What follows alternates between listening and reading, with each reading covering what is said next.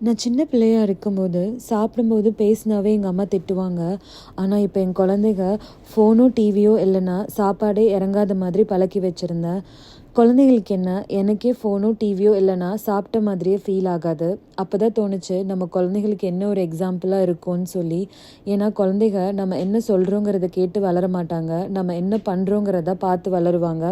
அப்பதான் முடிவு பண்ணேன், எப்படியாச்சும் சாப்பிடும்போது ஃபோனோ, டிவியோ பார்க்குற பழக்கத்த விட்டுறணும்னு சொல்லி, என் குழந்தைங்க ஏதாச்சும் ஒன்று டிவியில் பார்க்கணும். அதுக்கு பதிலாக நானும் என் ஹஸ்பண்டும் எங்கள் சைல்ட்ஹுட் ஸ்டோரிஸும் மெமரிஸும் ஷேர் பண்ண ஆரம்பித்தோம். குழந்தைகளும் அதை நல்லா ஆர்வமாக கேட்க ஆரம்பித்தாங்க. சாப்பாடுமே சீக்கிரமாக சாப்பிட்ட மாதிரி எங்களுக்கு ஃபீல் ஆச்சு.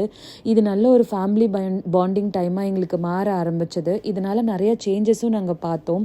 ஃபஸ்ட்டெல்லாம் குழந்தைங்க ஸ்கூல் விட்டு வந்தால் என்ன நடந்துச்சுன்னு கேட்டால் ஒன்றும் பெருசாக ஷேர் பண்ண மாட்டாங்க.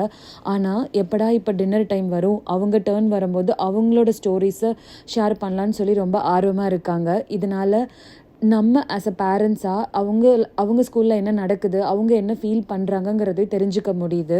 ஸோ என்ன மாதிரி நீங்களும் சாப்பிடும்போது ஃபோனோ டிவியோ பார்க்குற ஹேபிட்டை சேஞ்ச் பண்ணணும்னு நினச்சிங்கன்னா இதை ஃபாலோ பண்ணி பாருங்கள்.